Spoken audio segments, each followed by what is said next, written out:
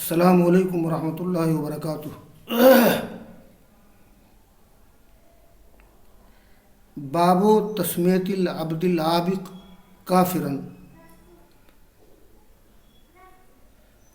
یہ صحیح مسلم کتاب الایمان کا باب نمبر 31 ہے، چھوٹا سا باب ہے۔ باب تسمیت العبد العابق کافرن، یہ عابق کے معنی ہوتے ہیں بھاگ جانے والا۔ العبد العابق وہ غلام جو اپنے آقا کے ہاں سے بھاگ جائے، یہ عابق عابقہ یابقو قرآن کریم میں استعمال ہوا ہے سورہ صافات میں، اذ ابقا الی الفلک المشحون، جب یونس علیہ السلام بھری ہوئی کشتی کی طرف چلے گئے۔ ایک واقعہ پیش آیا تھا، وہ لمبا واقعہ ہے کہ یونس علیہ السلام نے اپنی قوم کے لیے بد دعا کی تھی، عذاب آنے ہی والا تھا کہ قوم کے لوگوں نے توبہ کی، عذاب ٹل گیا تو انہوں نے سوچا کہ میں اپنی قوم کو کیا منہ دکھاؤں گا، تو وہ اپنی بستی سے الگ ہو کر کے چلے گئے، ایک کشتی میں سوار ہوئے۔ تو قرآن کریم نے اس کا ذکر کیا ہے، اذ ابقا الی الفلک المشحون، جب وہ بھاگ گئے بھری ہوئی کشتی کی طرف۔ تو عابق کے معنی ہوتے ہیں بھاگ جانے والا۔ جس زمانے میں غلامی کا رواج تھا تو غلام کی دو ذمہ داری ہوتی تھی، ایک تو اللہ تعالیٰ کی اطاعت کرنا اور دوسرے نمبر پر اپنے مالک و آقا کی اطاعت کرنا۔ اپنے مالک و آقا کی اطاعت سے بھاگ جانا یہ بھی گناہ کبیرہ ہے، اور ایسے بھاگ جانے والے غلام کو کافر کہا گیا ہے۔ تو بھاگ جانے والے غلام کو کافر نام دے دینا، کیوں کافر کہا گیا ہے، کافر کہنے کی وجہ کیا ہے، تو اس کی توجیح ابھی میں کروں گا۔ اس سلسلے میں پہلی روایت ہے، قال الامام مسلم رحمہ اللہ حدثنا علی بن حجر السعدی قال حدثنا اسماعیل بن علیہ عن منصور بن عبد الرحمن عن الشعبی عن جریر انہ سمعہ یقول ایما عبد ابق من موالیہ فقد کفر حتی یرجع الیہم۔ قال منصور قد واللہ روی عن النبی صلی اللہ علیہ وسلم ولکنی اکرہ ان یروی عنی ہا ہنا بالبصرہ۔ اور قال الامام مسلم رحمہ اللہ حدثنا ابو بکر بن ابی شیبہ قال حدثنا حفص بن غیاث عن داود عن الشعبی عن جریر قال قال رسول اللہ صلی اللہ علیہ وسلم ایما عبد ابق فقد بریت منہ الذمہ۔ قال الامام مسلم رحمہ اللہ حدثنا یحییٰ بن یحییٰ قال اخبرنا جریر عن مغیرہ عن الشعبی قال کان جریر بن عبداللہ یحدث عن النبی صلی اللہ علیہ وسلم قال اذا ابق العبد لم تقبل له صلاۃ۔ یہ پورا باب میں نے پڑھ دیا ہے۔ پہلی روایت ہے، اس میں منصور بن عبد الرحمن روایت کرتے ہیں شعبی سے، وہ روایت کرتے ہیں جریر بن عبداللہ بجلی سے کہ شعبی نے سنا جریر کو کہتے ہوئے ایما عبد ابق من موالیہ، یعنی جو غلام اپنے آقاؤں سے بھاگ جائے، موالی واحد مولا، تو اس نے کفر کیا یہاں تک کہ اس کی طرف لوٹ آئے۔ دیکھیے یہ حدیث موقوف ہے، یعنی اس میں صحابی کا قول معلوم ہوتا ہے کہ جریر ایسا کہہ رہے تھے، ایما عبد ابق من موالیہ فقط کفر حتی یرجع الیہم، لیکن اس سند کے راوی منصور کہتے ہیں کہ یہ روایت مرفوع ہے، یقیناً واللہ اس کی روایت کی گئی ہے نبی صلی اللہ علیہ وسلم سے، ولیکن اکرہ ان یروی عنی، لیکن میں ناپسند سمجھتا ہوں کہ میری طرف سے یہاں بصرہ میں یہ روایت مرفوع بیان کی جائے۔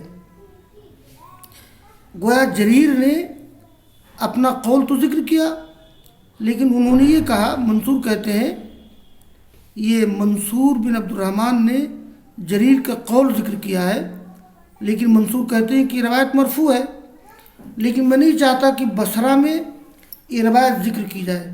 کیوں؟ اس کی وجہ یہ ہے کہ علامہ نووی اس کی وجہ ذکر کرتے ہیں کہ اصل میں بصرہ میں معتزلہ و خوارج تھے، جن کا عقیدہ تھا کہ جو لوگ گناہ کبیرہ کے مرتکب ہیں وہ ہمیشہ میں جہنم میں رہیں گے۔ علامہ نووی لکھتے ہیں کہ البصرہ التی ہی مملوءۃ من المعتزلہ والخوارج الذین یقولون بتخلید اہل المعاصی فی النار والخوارج یزیدون علی التخلید فیحکمون بکفری ولہم شبہۃ فی التعلق بظاہر ھذا الحدیث۔ یہ اس حدیث کا جو ظاہر مفہوم ہے، اس سے بظاہر معتزلہ و خوارج کے موقف کی تائید ہوتی ہے، اس لیے کہ معتزلہ و خوارج گناہ کبیرہ کے مرتکب کو مخلد فی النار کہتے ہیں، اور خوارج یہ کہتے ہیں کہ دنیا میں بھی اس کو کافر کہا جائے گا۔ تو منصور کہتے ہیں کہ میں ناپسند سمجھتا ہوں کہ میری طرف سے یہاں بصرہ میں یہ روایت مرفوع بیان کی جائے، تاکہ ایسا نہ ہو کہ معتزلہ خوارج اس حدیث کے ظاہر سے استدلال کرتے ہوئے اس حدیث کے ظاہر سے استدلال کریں، اپنے عقیدے کو ثابت کریں۔ تو جبکہ میں ذکر کر چکا ہوں اس طرح کی جو بہت سی روایات ہیں جہاں کہ یہ کام کفر ہے اور اس نے کفر کیا، اس کی توجیہ کرنا ضروری ہے تاکہ قرآن و حدیث کے نصوص میں مطابقت و موافقت پیدا ہو جائے۔ خیر دیکھیے آگے ایک روایت ہے،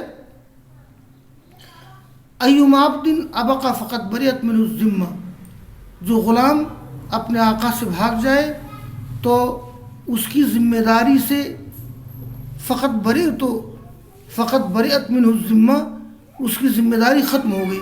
یعنی آپ نے کہا کہ میں اس کا ذمہ دار نہیں ہوں اور وہ میرے زمان، میری امانت، میری رعایت سے خارج ہو گیا۔ وہ یہ گناہ کبیرہ ہے کہ کوئی غلام اپنے آقا سے بھاگ جائے بغیر اجازت کے۔ اور آگے کی روایت ہے، یہ شابی روایت کرتے ہیں۔ دیکھیے ان دونوں روایتوں میں جریر نے یہ روایت مرفوع بیان کی گئی ہے، لیکن منصور نے اس روایت کو موقوف ذکر کیا ہے، حالانکہ یہ روایت مرفوع ہے۔ دیکھیے آگے آخری روایت ہے کہ اذا ابق العبد لم تقبل له صلاۃ، جب کوئی غلام بھاگ جائے تو اس کی نماز قبول نہیں کی جائے گی۔ علامہ نووی لکھتے ہیں کہ یہاں جو بات کہی گئی ہے کہ اس کی نماز قبول نہیں کی جائے گی، تو ولیکن صلاتها تکون صحیحۃ لوجود شروطها و ارکانها، بھگوڑے غلام کی نماز تو صحیح ہوگی اس کی شروط و ارکان پائے جانے کی وجہ سے، لیکن اس کی نماز قبول نہیں ہوگی۔ اصل میں ایک ہے صحت اور ایک ہے عدم قبول، یعنی اس غلام کی نماز قبول نہیں ہوگی۔ تو علامہ نووی لکھتے ہیں کہ عدم القبول لا يلزم من عدم القبول عدم الصحة فصلاة العابق صحيحة غير مقبولة فعدم قبولها لهذا الحديث وذلك لاقترانها بمعصية وأما صحتها فلوجود شروطها وأركانها المستلزمة صحتها ولا تناقض في ذلك، ويظهر أثر عدم القبول في سقوط الثواب وأثر الصحة في سقوط القضاء وفي أنه لا يعاقب عقوبة تارك الصلاة۔ یہ شیخ ابو عمرو بن صلاح نے یہ بات کہی ہے کہ عدم قبول عدم صحت کو لازم نہیں ہے۔ بھاگنے والے غلام کی نماز تو صحیح ہے لیکن مقبول نہیں ہے۔ اس کا مقبول نہ ہونا اس حدیث کی وجہ سے ہے، اور اس کا صحیح ہونا اس کے شروط و ارکان کے پائے جانے کی وجہ سے ہے۔ اس میں کوئی تناقض نہیں ہے۔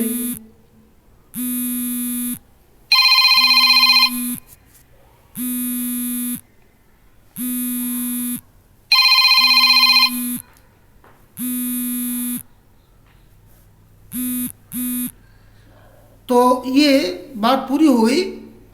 یہاں ایک چیز کی وضاحت میں کر دوں، یہ جو کہا گیا ہے کہ ایما عبد ابق من موالیہ فقط کفرا، یہ کفر کا کیا مطلب ہے؟ تو اس کی دو توجہ کی گئی ہے۔ ایک تو یہ ہے کہ ذالک محمول المستحل للباق، اگر کوئی شخص اپنے غلام اپنے آقا کے یہاں سے بھاگ جانے کو حلال سمجھتا ہے تو کسی حرام چیز کو حلال سمجھنا یہ کفر ہے، تب واقعی کافر ہو جائے گا۔ اور دوسری توجہ یہ ہے کہ یہ یہاں کفر کا مطلب یہ ہے کہ اس نے ناشکری کی اپنے آقا کی۔ یعنی اگر کوئی آدمی اس کو حلال تو نہیں سمجھتا ہے تو اس کی وہی توجہ کی جائے گی فقط کفرا، یعنی فقط کفر النعمہ، اس نے گویا آقا کی ناشکری کی۔ تو یا تو یہ کفر باب کفرین دون کفرین کے معنی میں ہو، چھوٹا بڑا کفر ہوتا ہے۔ اگر کوئی غلام اپنے آقا کے یہاں سے بھاگ جانے کو حلال سمجھتا ہو تو وہ کفر ہے۔ شریعت کے کسی حرام کام کو حلال سمجھنا یہ کفر ہے۔ اور یا کفر کا مطلب یہ ہو جائے گا کہ اس نے ناشکری کی، یعنی جو غلام اپنے آقا سے بھاگ گیا اس نے اپنے آقا کی ناشکری کی، اور آپ نے فرمایا کہ میری ذمہ داری اس سے ختم ہو جاتی ہے، جو بہت بڑا گناہ ہے یہ۔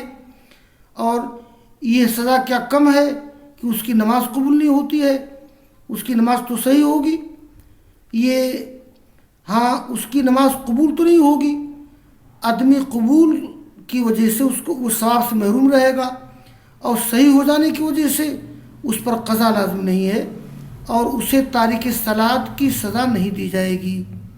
یہ باب مکمل ہو گیا ہے۔ وآخر دعوانا ان الحمد للہ رب العالمین۔